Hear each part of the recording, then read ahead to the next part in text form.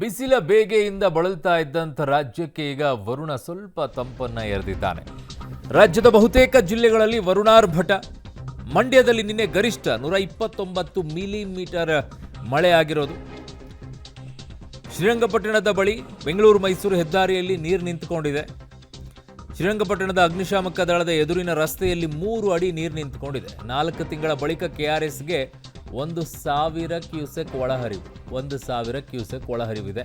ಮೊದಲ ಬಾರಿಗೆ ಬೇಸಿಗೆಯಲ್ಲಿ ಈಗ ಒಳಹರಿವಿನ ಪ್ರಮಾಣ ಹೆಚ್ಚಿದೆ. ಈ ಪ್ರಮಾಣದಲ್ಲಿ ಬೇಸಿಗೆಯಲ್ಲೆಲ್ಲ ಬರೋದಿಲ್ಲ, ಬಟ್ ಬೇಸಿಗೆಯ ಸಂದರ್ಭದಲ್ಲೂ 1,000 ಕ್ಯೂಸೆಕ್ ಒಳಹರಿವು ಇದೆ.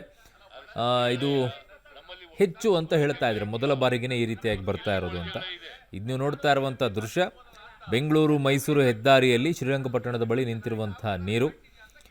ಅಗ್ನಿಶಾಮಕ ದಳ ಏನಿದೆ, ಶ್ರೀರಂಗಪಟ್ಟಣದ ಅಗ್ನಿಶಾಮಕ ದಳದ ಎದುರಿನ ರಸ್ತೆಯಲ್ಲಿ 3 ಅಡಿ ನೀರು ನಿಂತುಕೊಂಡಿದೆ.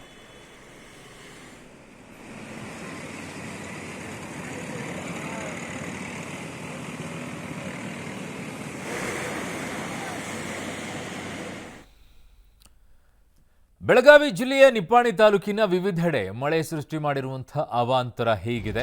ಭಾರೀ ಬಿರುಗಾಳಿಗೆ ಹಾರಿ ಹೋಗಿದೆ 20ಕ್ಕೂ ಹೆಚ್ಚು ಮನೆಗಳ ಮೇಲ್ಛಾವಣಿ. ಕುಸಿದು ಬಿದ್ದಿದೆ ನಿಪ್ಪಾಣಿ ನಗರದ ಅನೇಕ ಮನೆಗಳ ಹಂಚುಗಳು. 20ಕ್ಕೂ ಹೆಚ್ಚು ಮರಗಳು ಮತ್ತು ವಿದ್ಯುತ್ ಕಂಬಗಳು ಧರೆಗುರುಳಿವೆ. ನಿಪ್ಪಾಣಿ ತಾಲೂಕಿನ ವಿವಿಧೆಡೆ ನಿನ್ನೆ ರಾತ್ರಿ ಭಾರೀ ಬಿರುಗಾಳಿ ಸಹಿತ ಮಳೆ ಆಗಿದೆ. ಅದರ ಪರಿಣಾಮ ಆಗಿರುವಂತಹ ಅನಾಹುತಗಳಿದು. ಬೆಳಗಾವಿ ಜಿಲ್ಲೆಯ ನಿಪ್ಪಾಣಿ ತಾಲೂಕಿನ ವಿವಿಧೆಡೆ ಸೃಷ್ಟಿಯಾದಂಥ ಮಳೆಯ ಅವಾಂತರ.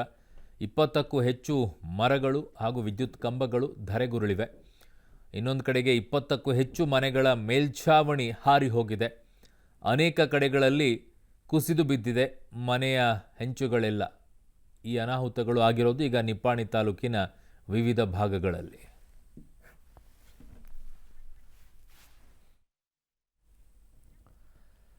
ಮೈಸೂರಿನಲ್ಲಿ ಭಾರೀ ಮಳೆಯಾದ ಪರಿಣಾಮವಾಗಿ ಮನೆಯೊಂದು ನೆಲಸಮವಾದಂಥ ಘಟನೆ ಆಗಿರೋದು. ಬಿರುಗಾಳಿ ಸಹಿತ ಮಳೆಗೆ ಭಾಗ್ಯಮ್ಮ ಅನ್ನೋರ ಮನೆ ಕುಸಿತ ಆಗಿದೆ. ಹುಣಸೂರಿನ ಮೂಕನಹಳ್ಳಿ ಗ್ರಾಮದಲ್ಲಿ ಆಗಿರುವಂಥ ಅವಘಡ. ಮನೆ ಕಳೆದುಕೊಂಡಂತಹ ಭಾಗ್ಯಮ್ಮ ಈಗ ಕಣ್ಣೀರನ್ನು ಹಾಕ್ತಾ ಇದ್ದಾರೆ. ಪಾಪ ಒಂದು ಮನೆ ಇರುತ್ತೆ, ಒಂದು ಸೂರು ಈ ರೀತಿಯಾಗಿ ಮಳೆ ಬಂದಂಥ ಸಂದರ್ಭದಲ್ಲಿ ಬಿದ್ದು ಹೋಗ್ಬಿಟ್ರೆ ಏನು ಮಾಡ್ತಾರೆ. ಭಾರೀ ಗಾಳಿ ಸಮೇತವಾಗಿ ಮಳೆಯೆಲ್ಲ ಸುರಿದಂಥ ಸಂದರ್ಭದಲ್ಲಿ ಮಣ್ಣಿನ ಗೋಡೆಗಳಿರುತ್ತೆ, ಹಳೆಯ ಮನೆಗಳು. ಸೊ ಆ ರೀತಿಯಾಗಿ ಬಿದ್ದು ಬಿಡುತ್ತೆ. ಆಮೇಲೆ ಕಟ್ಟಿಗೆಯಿಂದ ಮೇಲ್ಗಡೆಗೆಲ್ಲ ಹಾಕಿರ್ತಾರಲ್ಲ, ಅವೆಲ್ಲವೂ ಕೂಡ ಈ ಗದ್ದಲಿಂದ ಹುಳ ಹಿಡಿದಿರುತ್ತೆ, ಅವೆಲ್ಲ ಹಾಳಾಗಿ ಹೋಗಿರುತ್ತೆ. ಜೋರಾಗಿ ಮಳೆ ಬಂದಂಥ ಸಂದರ್ಭದಲ್ಲಿ ಅವೆಲ್ಲವೂ ಕೂಡ ಬಿದ್ದು ಹೋಗಿದೆ. ಈಗ ಪಾಪ ಅವ್ರು ಕಣ್ಣೀರು ಇಡ್ತಾ ಇದ್ದಾರೆ.